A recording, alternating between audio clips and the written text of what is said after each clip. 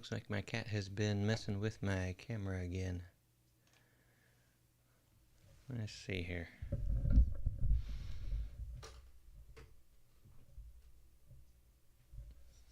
That's looking better. All right.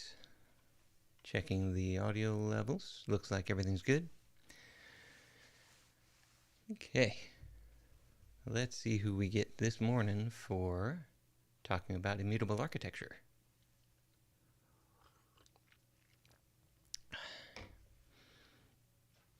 If we don't happen to get anybody this morning, that's fine.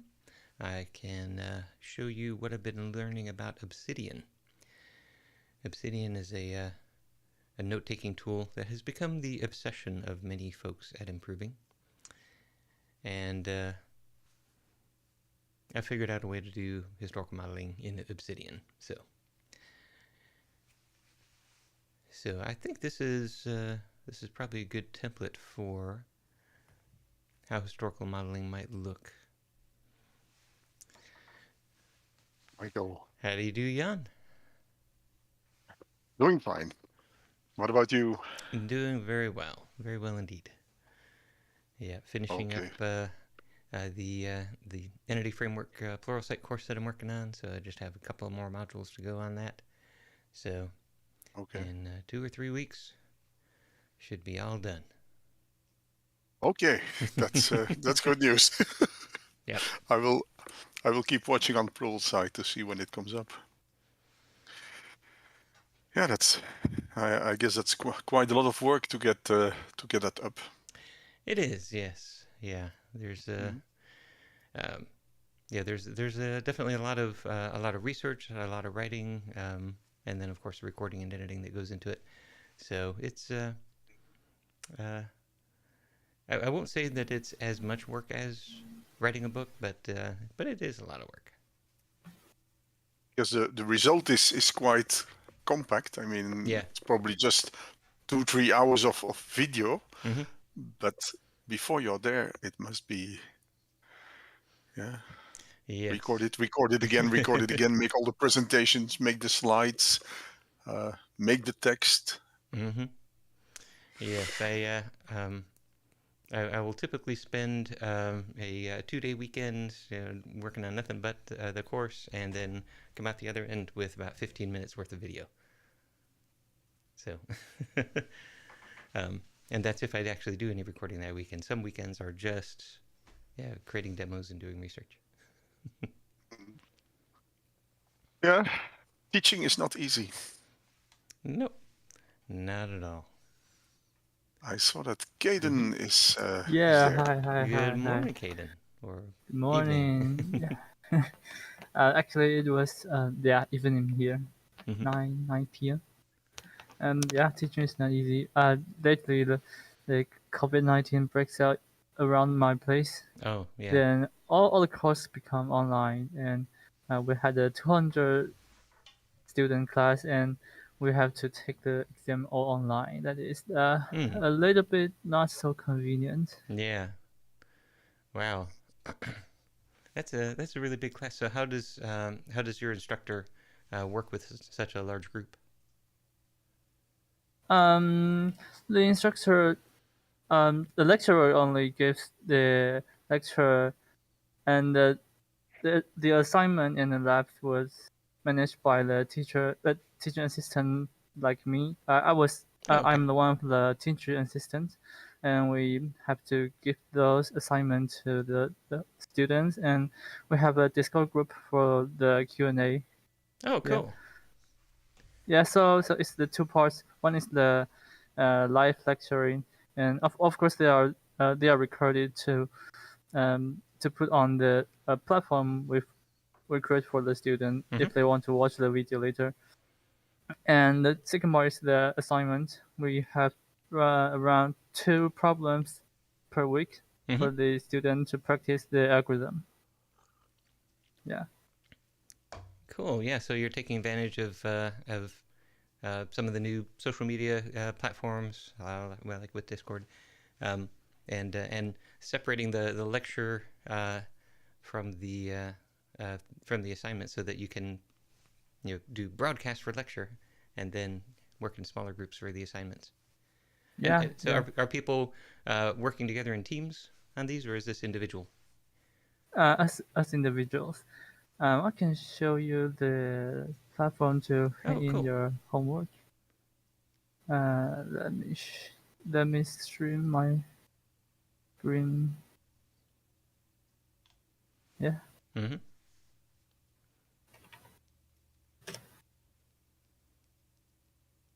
So here's the platform that we give the problems to the students. Mm-hmm. We have three problems per week, and like this is the first one, the easiest one. We have 99% accurate, correct answers, and this is the latest. Ooh, this that's is a tough one. about dynamic programming, and yeah, just some. I think it's not too hard. Just some practice for the for the content according to the course. Yeah. On your submission. Yeah. Submission rating from 32%. Not everybody did his work. But 11 students have tried that, and 10 out of 11 have passed the test. So I think it's okay.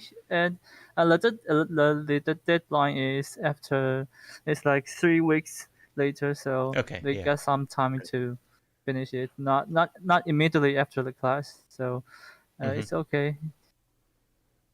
If you have 13 out of 40 who already did it, if they still have 3 weeks to go, then they are quite motivated. That would not be me. I'm a last minute person. just like me. Yeah. So these are the test cases. Cool. The TAs needs to generate the test cases and the problem, so they can just submit the code here and submit. Oh, nice. Okay, and then it automatically runs it. It measures the memory usage and the time, and I imagine also some tests. It verifies the output. Yeah. So we can see. Oh, he submit 1, 2, 3, 4, 5, 6, 7, 8. He submit 8 times, and the latest one is correct. That's cool. I love seeing that. Yeah. Yeah, they get immediate feedback, and they know that there's no harm in submitting an incorrect program. Yeah. Yes, and they can ask questions if they are they don't know how to do. We can give some hints, then they can do it again. Yeah. That is a really cool teaching platform. So this is our Discord.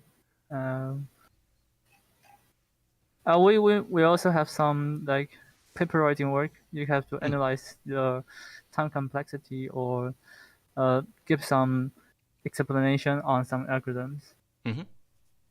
So yeah, this is where they ask questions. That is cool stuff. Yeah, it's been a while since I've taken those kinds of courses, and it's the sort of thing I wish that more people did have access to. I think that it really helps to be able to understand how to analyze an algorithm for correctness, for complexity, for for the resource usage. Yeah, but I think it's not so easy for a teacher assistant because there are too many students, like around 200 students. Yeah. It's a lot of work to do to manage those lots of students. Yeah. Yeah, and do you find that that you have some that are really motivated and you spend a lot of time with, and then the majority are you're just not really or just off doing their own thing? Yeah, some students are just not in the not following the course. But yeah, I think that they will manage to catch up the course after they have time, maybe. And then the examinations, they are also online? Yeah, we are forced to have it online. Originally, it was in the classroom, but like in the lately 2 weeks, 2 or 3 weeks, the COVID-19 situation is pretty bad in Taiwan. We have around 2,000 cases or 1,000 cases per day in 2 weeks. Over the 2 years, the like in 2020 and 2021, we managed to control the pandemic very well, but it's not likely to have that same thing going in 2022. So yeah, the pandemic is breaking out in the Taiwan now, so we have to make all the tests and exams online. So yeah, the most challenging part is that a student may communicate under maybe other communicating software or maybe their private group. So, but we of course we have some interesting problem for them, so they cannot easily find the answer online. Right. Yeah. Yeah. But we still want to have the exam in the classroom. It was I mean, it's fair for everyone instead of having it online. Yeah. Yeah, I imagine that was a pretty difficult switch right at the beginning of the pandemic when when you were doing everything in person and then you had to quickly switch to online. Were you involved in that? Yeah. I mean, actually, this course was online at the beginning of this semester, not from the last 2 weeks, because the too many students. It's hard to put 200 students in a classroom. Yeah. But we would like to have the exam in a classroom because of the fairness of the exam. Yeah. I'm remembering back to my chemistry class back in college, and I think we met in an auditorium that supported 200 people. That was so it was freshman chemistry. Everybody had to take it, so just pack that room with folks. Yeah, I was not good at chemistry. Even the second time I took it. Don't worry, you're not the only one.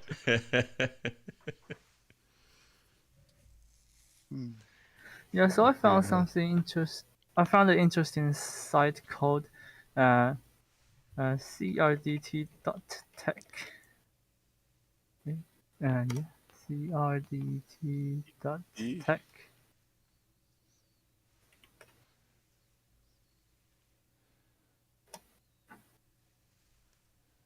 Yeah, this one. I'll put the link in the Discord. Okay, cool. Yeah, I've got your book, so I'm reading it from the start. Excellent. Yeah, I like your writing style. You explain many things pretty well. Thank you. Yeah, I like to read math papers, so I really enjoy kind of the academic approach to writing and building an argument. And yet I have conversations with people who don't, for some reason, enjoy reading math papers, and so I always have to turn the math papers upside down in order to talk to them, which is pretty much the way that you read a paper in the first place. You read the abstract, you read the conclusion, and then you just kind of pick out the high points. So it's like, well, let's have the conversation that way.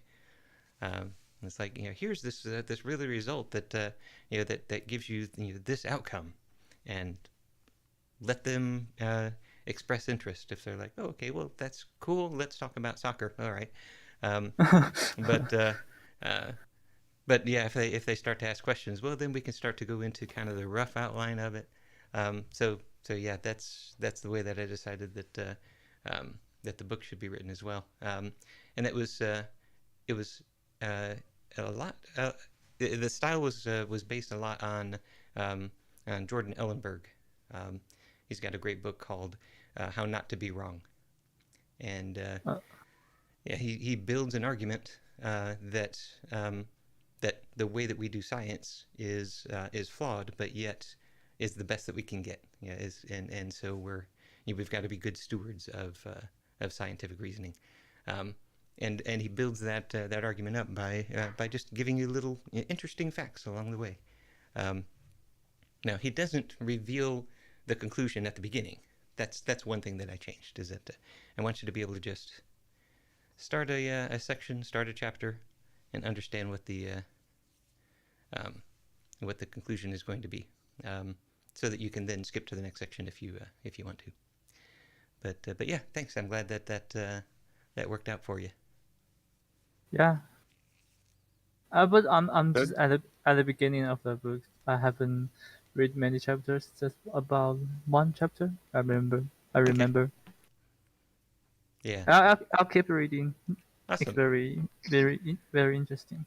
Yeah. Well, if you're going through CRDT Tech, then I think that chapter 4 is probably not going to be a problem for you, because chapter 4 is when we start to get into this mathematics. Okay. Yeah. Okay. This site, the CRDT site, is quite nice also, and the resources. It has a lot of articles. Yeah. And also the articles of Mark Shapiro are there. Mm-hmm. Quite a lot of blog posts. Also providing multiple implementations. Mm-hmm. Yeah. Yeah, I cite his work a lot, as well as Nuno Pagusha. I cite their work quite a bit, especially in chapter 4.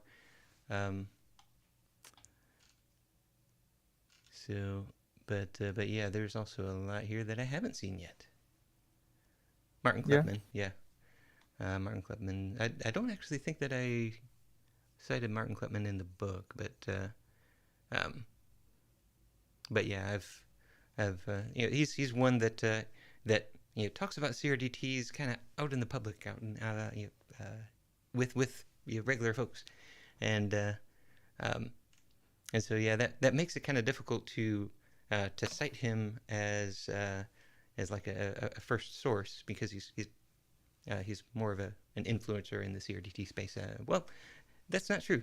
He is a CRDT researcher in his own right, specifically around the improvements to the TreeDoc algorithm. So yeah, he's actually written about why operational transforms cannot be correct. So there's a non-existence proof, I guess, of a correct implementation of operational transforms, and he's also written up a description of a TreeDoc storage mechanism, a TreeDoc implementation that optimizes for data storage in such a way that the resulting history document, the resulting CRDT, takes up just about as much space as an uncompressed version of the final document itself. So it's pretty impressive work. Cool. It's good to know more about how they come today. Yeah. Did you put like some history in the book? I put a little bit of kind of the prior works of leading up to CRDT. So Mark Pagusha or Mark Shapiro, Nuno Pagusha, kind of their work, but it wasn't really like a full history of how they came to these conclusions. So it gives maybe a little bit of historical context while we're talking about, in particular, the two different kinds of CRDTs. Yeah, I think that's really okay. Cool. But yeah, are you looking for? Go ahead. Okay, then are you looking for the history of historical modeling? Yes, because I like to know how things are developed or how things are brought up by the previous work. That will make me more motivated to continue my research or my reading on the present work. Yeah, it is always good to know how people deal with this problem before we are working on. Yeah. There are still a few of Michael's old videos online. Yeah, that's true. I see you even had videos in 2010. Yeah. I think the oldest one I have here is 11 of March 2010. How do we collaborate from Ignite? Oh, wow. How do you mean in Michael's Ignite? Oh my goodness! YouTube? Yeah, that was. Yeah. Okay. Yeah, that one is on the Ignite YouTube. I've not looked at that video in a long time. Yeah. But that was kind of fun because that was the format where you've got 20 minutes, or wait, no, you've got 5 minutes and 20 slides, and you pre-program the slides to advance every however that works out, 15 seconds.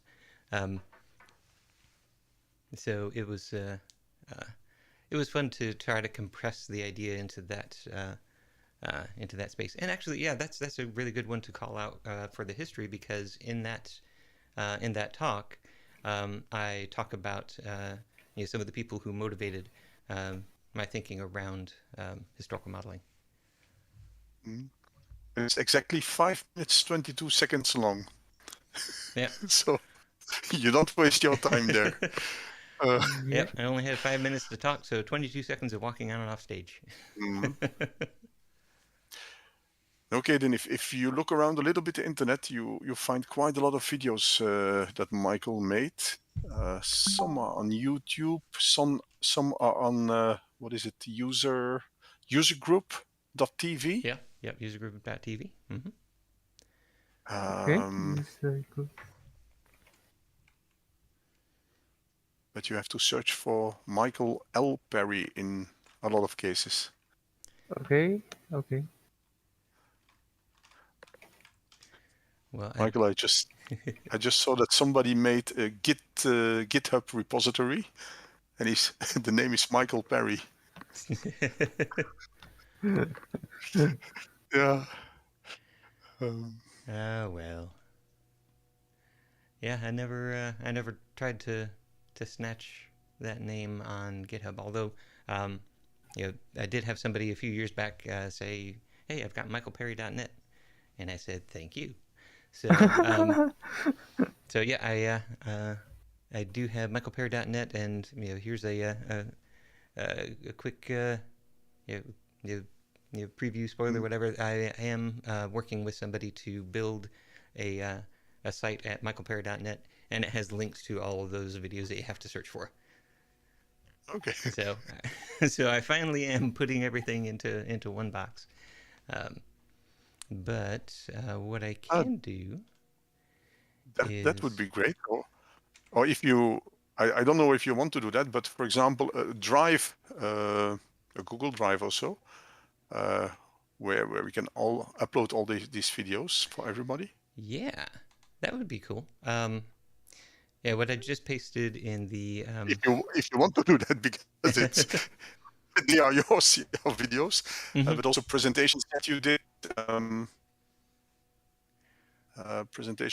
in user groups. Some of the videos are you cannot find them on the internet anymore. Okay. Yeah, I'm not sure what to do about those, because I haven't downloaded anything that would have come offline. But what I just pasted in the general is a that is the bare bones, unstyled, just list of stuff. And so this is what I provided to a web designer, and so we're going through wireframing, and then he's building the style sheets and all that stuff. So at the very least, right now, you can use this as a source of links. Okay. That has courses. Yeah, the clean view models with assisticant.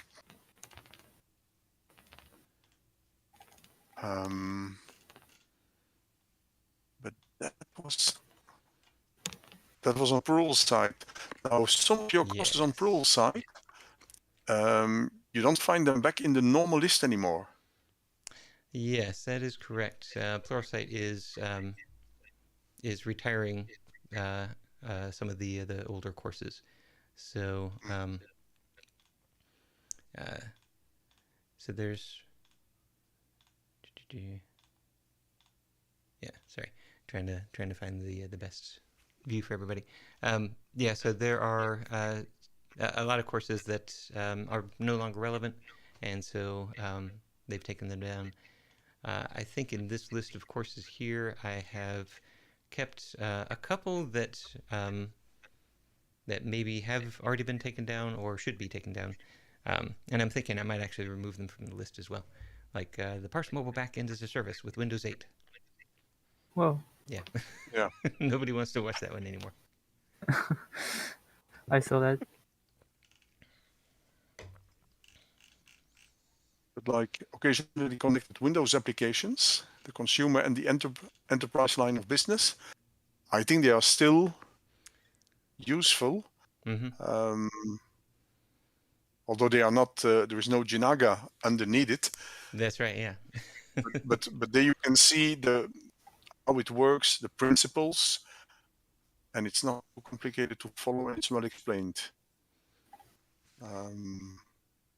Yep, that one has been retired.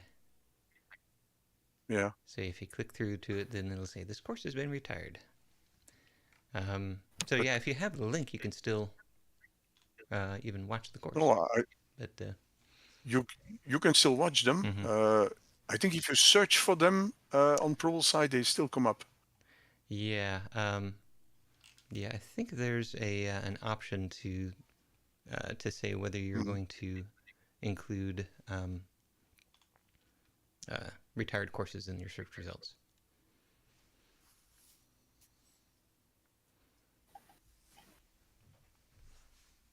Yeah, okay. Perhaps it's also because it's in the expanded library. Right. And that's a sad story, because either you need a very old subscription, then you automatically have the expanded library. Mm-hmm. But people who sign up today with Pluralsight, if they just take the individual, the cheapest option, then they don't have your courses. Yeah. Yeah. I think that it is kind of a tough call. But I think with Pluralsight, the idea is that somebody's going to be coming there in order to, for the most part, to gain a skill that's going to help them in their job, and so the first thing that they see is the technology, and of course what I teach in these courses is this technology, but these underlying ideas. So yeah, all of my courses are really about math, but they are. But they showcase the technology. So yeah, if you're coming for the technology, then you're not going to watch a Windows Phone oriented course, even though inside of that course is some really great ideas. So I think the right call is to republish those ideas with modern technology. And allow those courses to be retired. Yeah. It's tough because I have to keep re-recording stuff, but and yeah, the ideas really don't change. The ideas are math. Math doesn't change. Yes, math is immutable. The fundamental of pretty much every technology. Mm-hmm. That's not actually true. If you talk to a professional mathematician, it's changing all the time. That's what they do. They're at the forefront of math. But we are not at the forefront of math. It's pretty well established at this point. So no more free weekend for you, Michael, reporting new courses. Yep, that is true. But yeah, just about done with this Entity Framework course, and that's going to be pretty exciting to see how that does. And then yeah, I'm not sure what technology I want to focus on for Pluralsight, because Pluralsight is really technology focused. Or if I want to instead do more of the more of the conceptual, more of the academic content, but off of Pluralsight. So refresh the YouTube videos, which you can see in that list are still I think now 3-4 years old. So update those. They still have the red wall in the background. I mean, I have to update them just for that. No, but they were quite nice as well, because they were short and really one specific item that was treated in every video. Yeah. And there's more to go through now, and those were recorded before I wrote the book, and so I've learned a lot writing the book. I would like to go back, reframe some of the, like, for example, the very first one, what is historical modeling. I definitely want to redo that one, just for the the technical aspect of it. It just doesn't look like a good video. It's poorly lit. It doesn't really work all that well. But so redo that, and then do more of an executive overview similar to chapter 1, and then do something that is more toward using historical modeling as an analysis tool. So get into the chapter 5 type of content, but then also show people how to run a historical modeling workshop, which I don't go over in the book, but since what I've learned since. So yeah, I think there's still there's a lot of avenues to explore in that area. So this might be a pause on Pluralsight courses for a little bit while I get that content out. Mm-hmm. Yeah, a lot of work to do. Yeah. Very good. Yeah, I can share some interesting stuff I've done with my friend in 2 years ago. Let me share my screen.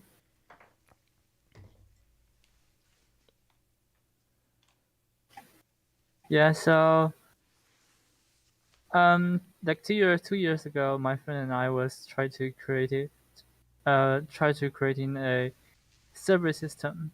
It's distributed server system to run a service with multiple workers inside, and the worker means pretty much like a node. They do some work and communicate to each other, and we have some ideas like worker scope, which can do the broadcast, and something like worker group to modify the same value. But that was a pretty naive approach with JavaScript. Yes, that we used JavaScript to make a prototype, and for some reason my friend left the team, so there was just me alone in the team. I can't do much. So, but recently recently I'm exploring more like opportunities or what the server system we really need to build a new one. I mean, the eventual goal is to build something to run a service or program on multiple machines without without failure, and also have the capability to add nodes or remove nodes, update nodes in runtime. Yeah, that's the hard part. That is what I want to do. Yeah. But I'm still exploring what is the best for including users and the developers. Mm-hmm. Yeah. The solutions that I've seen for this problem, CRDTs are obviously a really good solution to keep exploring, but also a lot of people try to use consensus algorithms in order to solve this problem. So Paxos being the big one that really the others are kind of derivatives of Paxos for the most part. Yeah, but I found Paxos is really complex. It is. Yes. Yeah. So. And there's got a little secret hidden assumption in there that you know how many nodes there are. So this problem of being able to add nodes at runtime, the way that you get back to where Paxos works is your cluster knows how many nodes are in the cluster, so they know when they've reached consensus because they have to know what a majority means. And then they make a decision, and then what the algorithm doesn't cover is now, hey, let's elect to add new members to the cluster. All right, and let's share that information. So you want to have a consensus about the shape of the network, and then you can know, all right, there's this many nodes, and now we can go back to talking about the data itself. Okay. Yeah, but I try to avoid consensus algorithms. I've only read about it. I haven't really implement some. Mm-hmm. I haven't really implement a consensus algorithm. Yeah.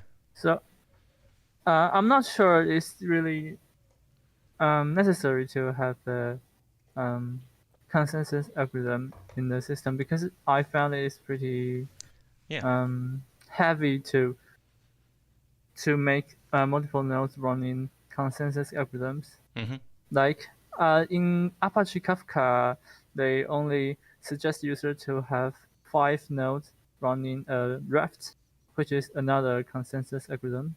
Mm-hmm. Because running the algorithm is not an easy task, and it may consume many. Right. Yeah. It's not the worst consensus algorithm. That one is proof of work. But yeah, that's consensus algorithms are notoriously just a lot of overhead, a lot of chattiness. And yeah, you're right. For a lot of problems, you don't need consensus. So that's really where historical modeling begins. And I think you'll see that at the end of chapter 2. That's where you'll there's a section in there about how or when historical modeling is not appropriate, and the upshot of that section is when you need consensus, when you need to know that one thing happened and not another. So the example that I like to give a lot is that you need to know that a room has been reserved by a particular group at a particular time, and it has not been reserved by a different group for the same time. And so in a historical model, you cannot prove that negative case. You can't prove that it has not happened. And so if you need that proof, okay, then a pure historical modeling solution is not going to work for you. Instead, integrate with something that is either centralized or has consensus. Yeah. So the works I've done lately is trying to split a work, and I'm planning to do it on the WebAssembly instruction level. Yeah, nice. Because splitting a task is it's not.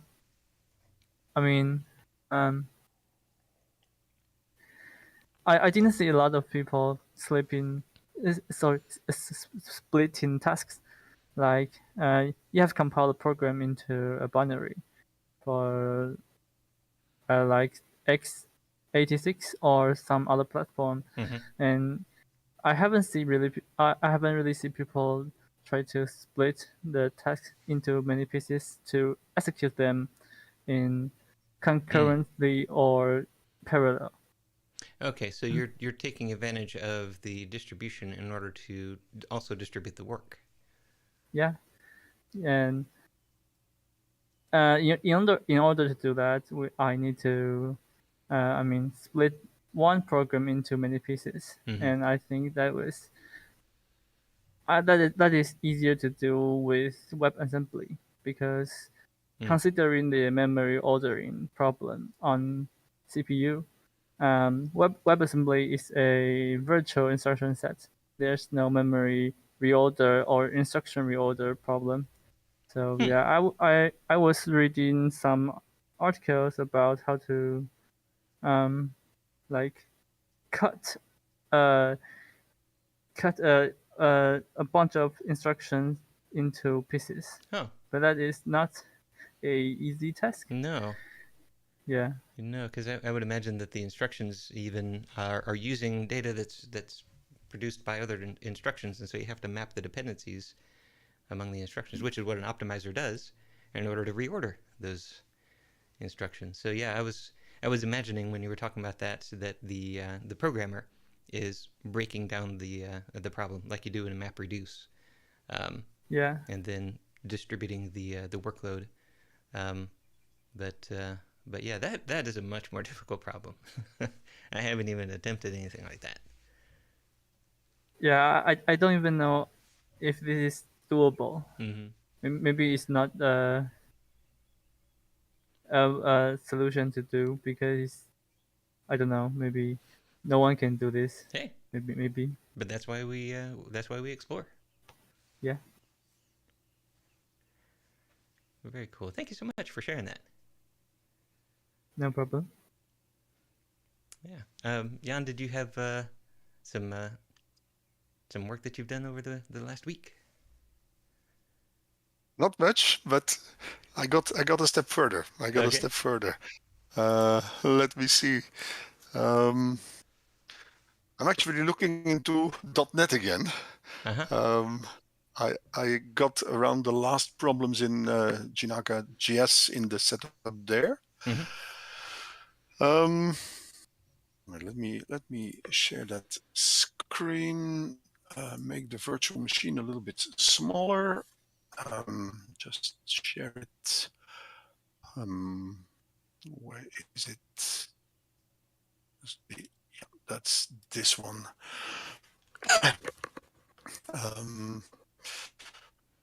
By making it smaller, we don't see a lot anymore. Yeah, must be this one. Okay, yeah, that's readable. So this is it readable? Yes. Yes. Yeah. First problem I got here. Now, meanwhile, the database is up and running. In this string, so this connection string, it connects to the app DB. Where is it?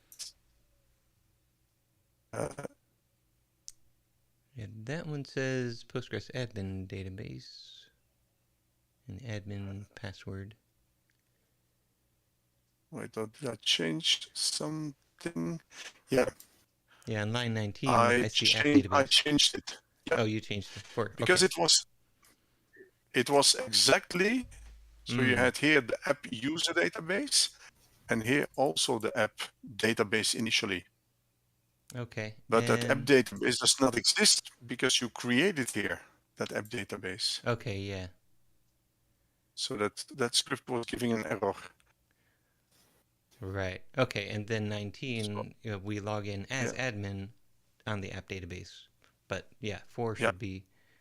Yeah, interesting. Yeah. Okay, so I must have only tested this with an existing. Well, I've run it. Probably because you probably did this upgrade script. Okay. And the rest you probably already had manually And I guess then you added just the create user to it. I guess, I don't know. Yeah. But so that's now I just set up my database this time. I didn't rework the scripts because I was thinking how should it work, because you used in Docker. I haven't tested out the Docker setup. I first want to continue with Jinaga.net, because otherwise another year I will still be nowhere. Yeah. So I got a database up. Then last time you spoke to me about wait, where was it? pgadmin. When you create a server, whether you use localhost or 127.0.0.1. Yes. Yeah. Now there is something very funny. Just let create. Wait, how do I get back to? Just connect this one.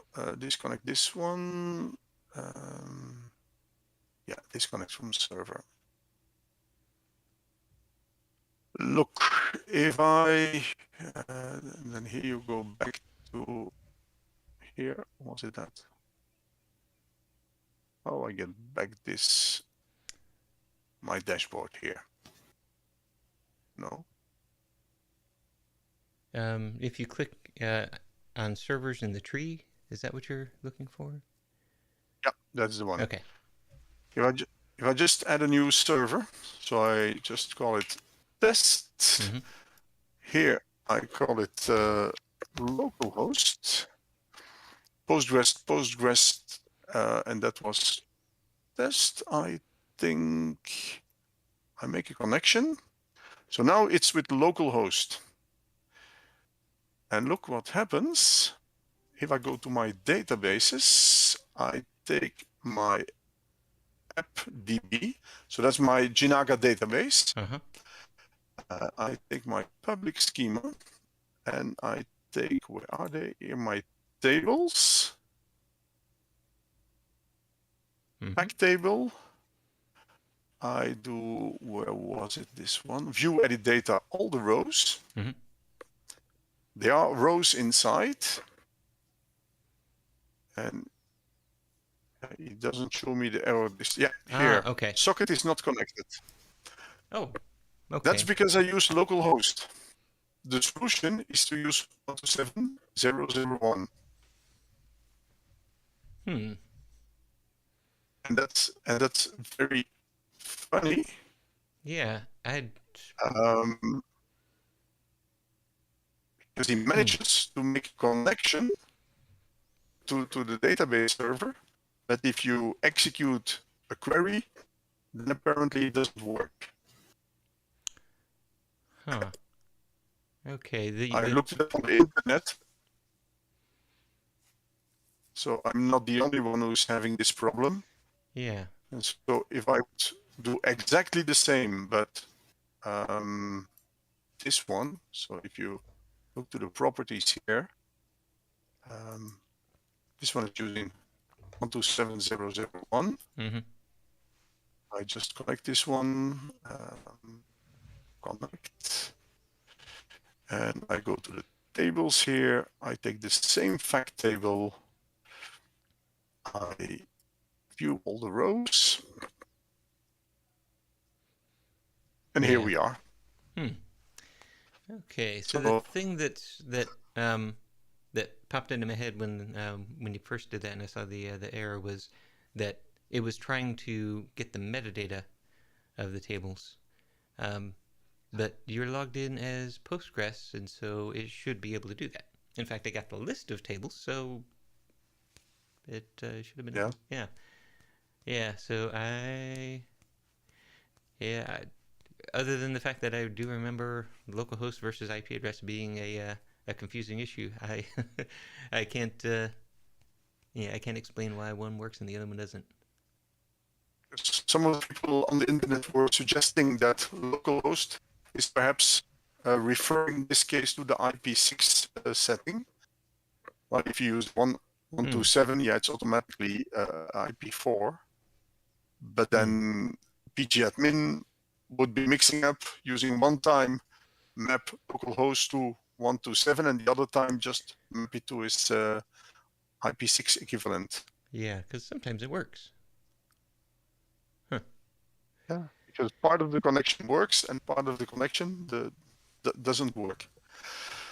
But okay, so we know what to do.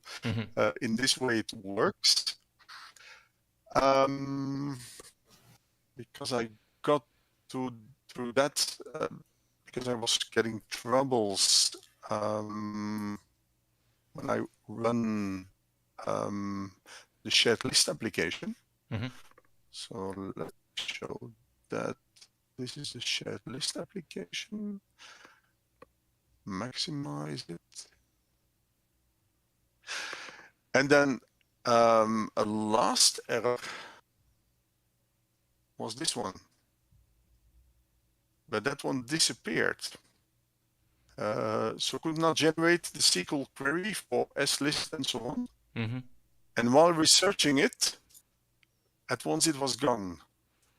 And I'm very much in doubt, but the only thing I see is that the database service was not yet activated, was not yet started.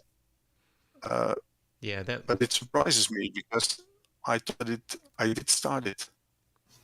Yeah, connection refuse definitely indicates that. Because now, if I run it, I can run it in the debugger, or it's still running. Let's stop it. Let's run it again, npm start. And so then we go.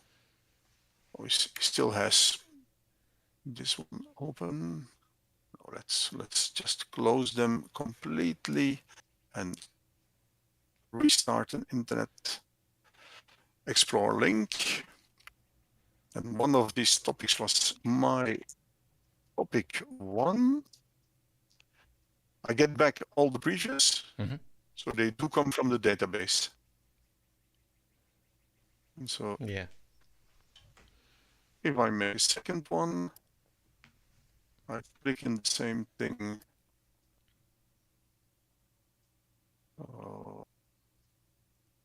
Where is it? So just for Caden, don't know whether you've seen this, Caden.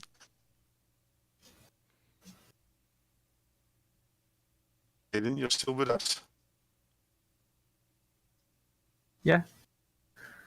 Okay. So I don't know whether you've seen this small test application. So sorry, can you repeat again? Have you seen this small test application before, the shared list test application?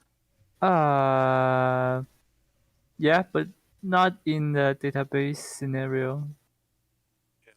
So we have 2 windows here, the left and right, which are both connected to the same Jinaga instance, which connects to the database.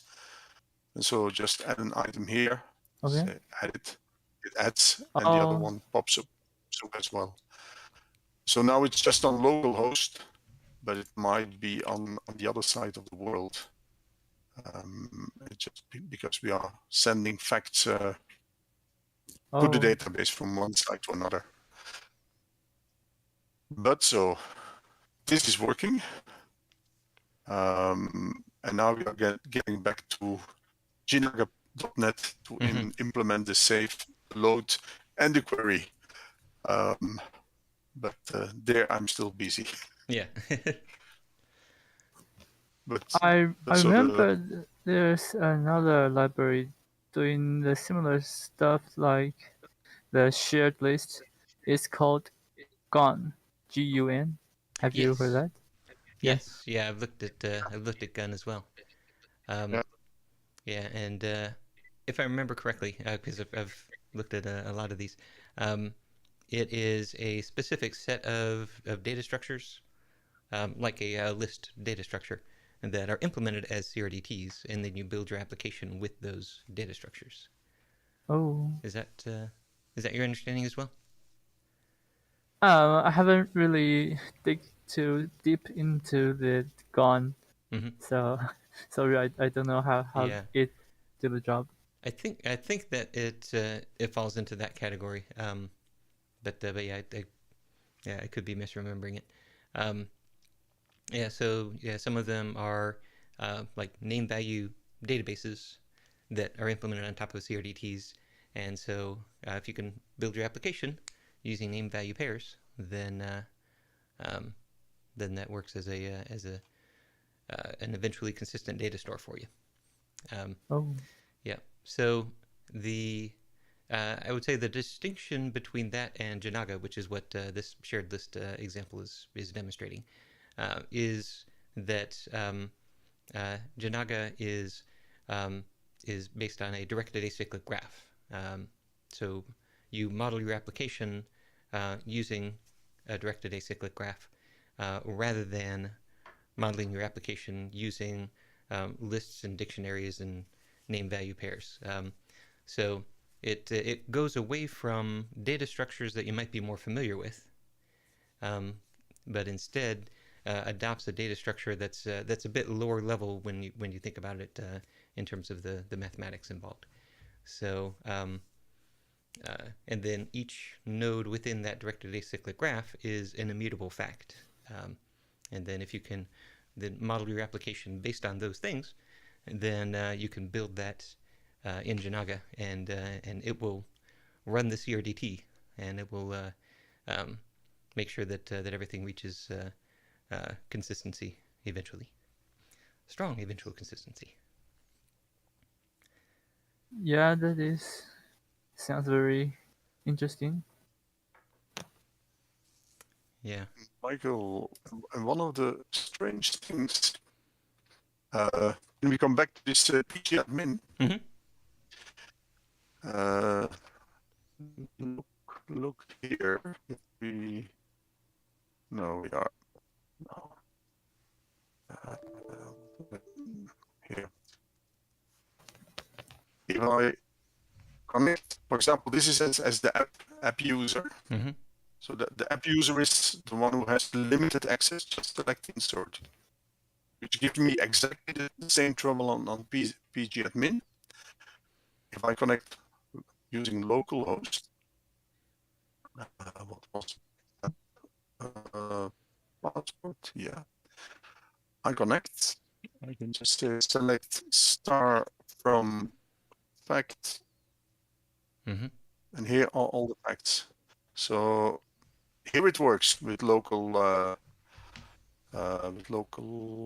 host. And if I use 127.0.0.1 password, here the same select, it works as well. Huh. Yep. Okay. Well, in order to run the select statement, you don't need to be able to view the metadata. But pgadmin was generating the select statement before executing it, and if you remember, the screen came up empty. It didn't have a select statement in there, so it wasn't having trouble executing the select statement, but instead it was having trouble generating it. So I think that might explain why it's working from the command line and not from pgadmin. I think that's the important difference, and not the user. Yeah. Actually, we could analyze the connection and go and see what goes between the client and the database server. Yeah, I think it's first selecting metadata, like you select all the table names, and somehow it's able to do that in pgadmin. But then, okay, for this table, select all the columns, and it fails to do that. But I propose that I try to limit this urge for me to go deeper that I just take it like it is now, and try to make some progress this week, because otherwise, that's wise. I always want to go deeper and into much more detail, but in the end, we are getting nowhere. But okay, that was I think that was where we got. So now I can use where was it here? Yeah, the shared list application. The debugging with the Symlink is working, so I can use this to try out what I implement in .NET. Yeah. So that'll be excellent. Time to go to work now. The real work. Indeed. The real historical modeling. Yeah. Very cool. Yeah, and so hopefully, I'll be able to devote time again to updating Janaga.js. The next thing that I want to do there is to be able to parse the full pipeline and projection description that's coming out of Janaga.net, and parse that in Janaga.js, and then I'll just work the back end there, and then pause on getting the front end of Janaga.js producing that specification, but instead then support the Janaga.net to Janaga.js integration, and then we'll have .NET running on the front end and JavaScript on the back end, and the world is a crazy place. Yeah, yes, the load and the safe on .NET, I think that's gonna be the difficult, easy part. Easy for you, difficult for me. But the query, that's gotta be another thing. Yeah. Difficult for me as well. I'm not so familiar with .NET. Yeah. But Michael's thinking is way ahead of what I do, but try to follow up. Yeah. Well, once we get the infrastructure done, baked, then there could be a small team that's dedicated to maintaining the infrastructure, but then the rest of us can go forward on building apps. Yeah. I mean, once the infrastructure is there, it's just a matter of teaching people how to use historical modeling. Yeah. That's my primary goal at the moment. Teach people how to use this thing, because you can get pretty far without any extra tooling. You can get pretty far just with a whiteboard and sticky notes, or just with GraphViz and drawing diagrams that way. And then you can implement these things in top of a regular database, not one of these crazy databases that has a facts table and an edge table, but a real database that has foreign keys and stuff. So teaching people how to do that kind of thing is a good first step. But even if they really want to implement in production, then if all this underlying work is done, then they even don't have to think about the database anymore. They just think about the facts. Yep. Because if you have to implement it in a relational database yourself, then it's like you showed in a few of the videos. I think it will get complicated. Yeah. It's familiar to developers who have already gained that skill, but it's now a developer only thing. And then there are edge cases that I don't really talk about so much in the talks, because I really just want you to get started with this. But then once you run into those edge cases, come back and we'll talk about those. But yeah, in order to get it out of the developer realm and get other people using it, then definitely needs some tooling, and the tooling needs to be really approachable. But that's another good news.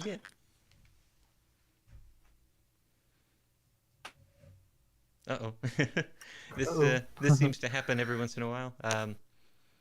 About it used to be 45 minutes in, now it's more like an hour in. Jan's connection just drops out. Michael. Yeah.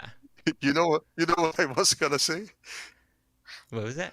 I was gonna say I have some other good news. Discord didn't interrupt us today. Oh yeah. Yeah, hazard. Yeah. Okay. Very good. Well, thank you all for going down this this rabbit hole of pedagogical theory, talking about teaching and learning, and that's and explore new ideas. Yeah. Yay. Sorry, I was pretty tired today. I can't express my idea pretty well. No, I think you did. I think you. Oh, really? Yeah, yeah.